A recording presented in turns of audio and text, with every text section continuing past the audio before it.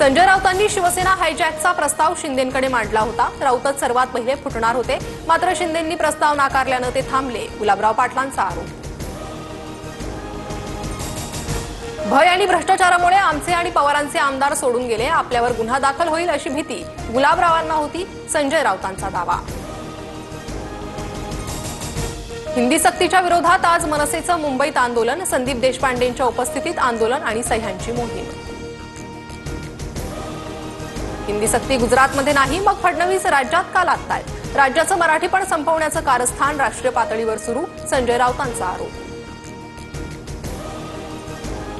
मुख्यमंत्री फडणवीसांच्या उपस्थितीत आज त्रिभाषा संदर्भात बैठक, हिंदी भाषेला होत असलेल्या विरोधाच्या पार्श्वभूमीवर रात्री बैठक, दोन्ही उपमुख्यमंत्री आणि सचिव उपस्थित राहणार।